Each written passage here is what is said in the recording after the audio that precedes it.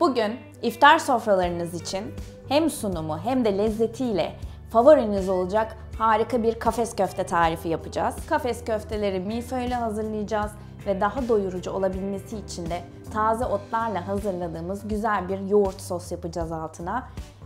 Ben sabırsızlanıyorum. İsterseniz hemen tarife başlayalım.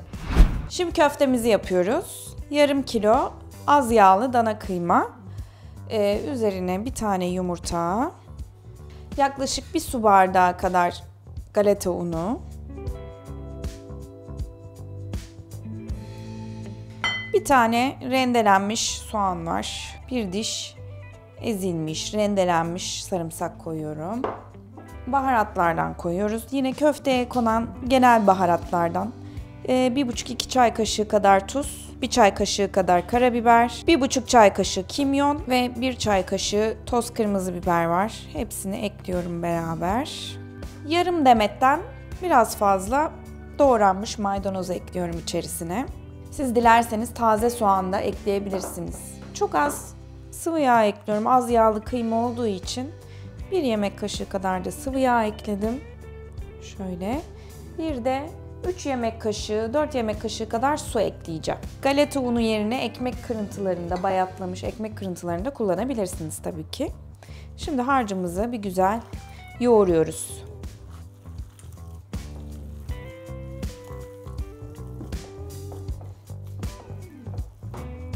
Harcım oldu. Şöyle elinize aldığınızda çok fazla öyle yumuşak bir his olmuyorsa, hafif toksa bu olmuş demektir. Çünkü pişerken şeklini kaybetmesini istemiyoruz. Şimdi önce içini açıyoruz. 1 küp dil peyniri koyuyoruz. Ama siz dilerseniz kaşar peyniri veya eriyen herhangi bir peynir çeşidini koyabilirsiniz. Bu tamamen sizin damak tadınıza kalmış bir şey. Şimdi yuvarlıyorum. Gördüğünüz gibi harç hiç elime yapışmıyor. Bu şekilde tüm köfte harcını yuvarlayıp ocağa geçeceğiz ve kızartacağız. Ben tavada kızartıyorum köfteleri. Fakat fırında da kızartabilir miyiz, pişirebilir miyiz diye soranlarınız olacaktır muhakkak. Top bir köfte yapmaya çalışıyoruz ve şeklini kaybetmesini istemiyoruz.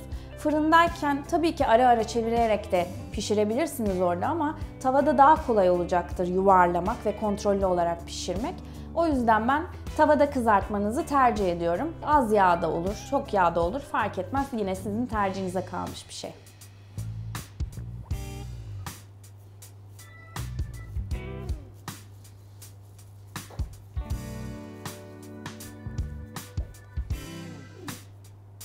Evet, tüm köfteler hemen hemen eşit boyutlarda. Şimdi bu yaptığımız güzel köfteleri güzelce kızartacağız. Hepsini koyuyorum. Sığacak muhtemelen. Sürekli olarak çevireceğim ki her yüzeyi eşit pişsin. Fırına da gireceği için tam anlamıyla pişirmeye gerek yok. Yarıdan biraz daha fazla pişmesi yeterli bizim için. Hafif hafif döndürüyorum.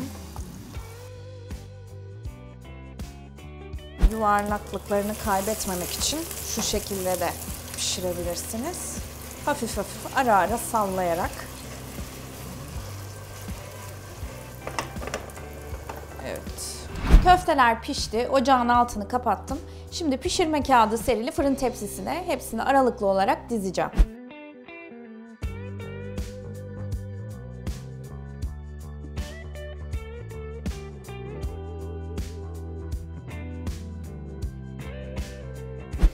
Sıra geldi üzerine yapacağımız kafese. Yaklaşık yani benim bir parmağım kadar incelikte, enine kesiyorum bu arada boyuna değil. Mümkün olduğunca nazik davranarak şeritler kesiyorum. Her birine yaklaşık 4 tane ince şerit milföy kullanacağız. Biraz yumuşak olduğu için zor kesiliyor o yüzden dikkatli kesiyorum.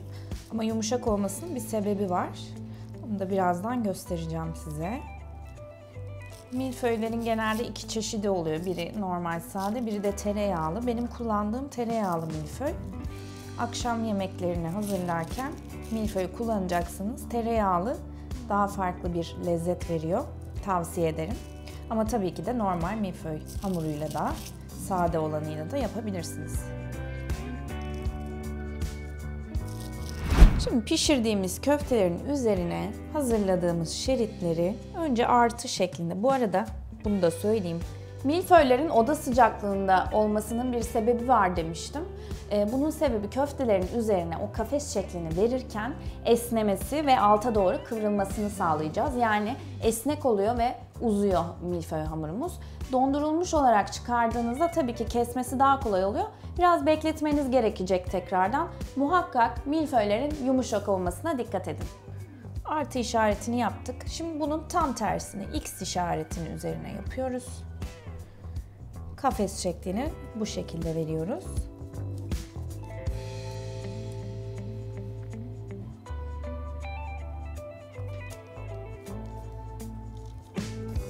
Evet, çok şık oldu. Şöyle her aralığı eşit olacak şekilde. Şimdi bütün köftelerin üzerine aynı işlemi uyguluyorum.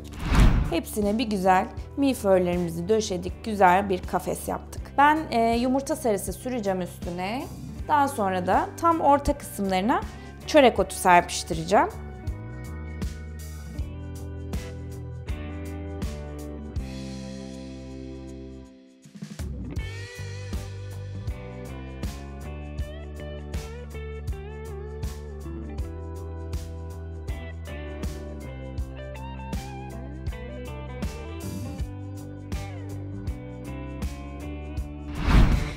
Evet, çok güzel kokular gelmeye başladı. Açıyorum. Evet.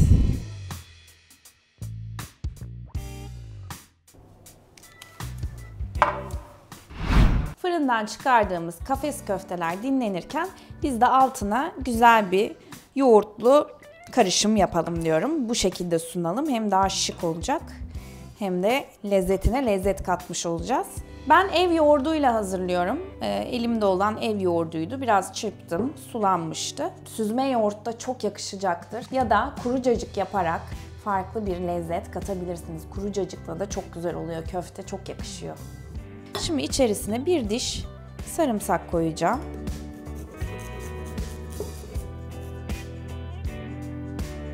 Biraz tuz koyuyorum. Ve bir avuç kadar, yani çeyrek demetten biraz daha az bile olabilir, taze nane ve taze dereotu ekliyorum.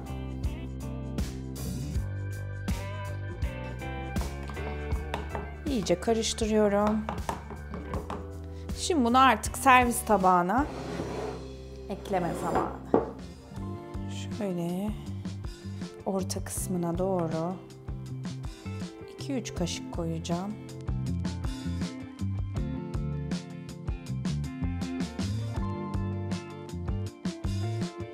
Ve son olarak biraz tabağa renk katmak için toz kırmızı biberden üzerine serpiştiriyorum.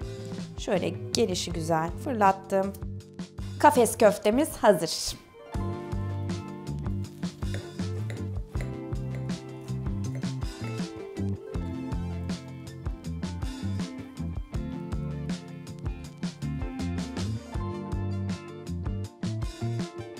Gerçekten çok lezzetli bir tarif olmuş. İçi gayet iyi bir kıvamda pişmiş. Peynirin yumuşaklığı gayet yerinde olmuş. Bence şık iftar sofralarının gerçekten yeni favorisi bu olacak. Bu tarifi 4-8 kişilik bir sofrada gayet güzel bir şekilde sunabilirsiniz. Umarım tarifimizi beğenmişsinizdir. Beğendiyseniz beğen tuşuna basmayı, aynı zamanda da abone olmayı unutmayın. Herkese iyi Ramazanlar diliyoruz. Afiyet olsun.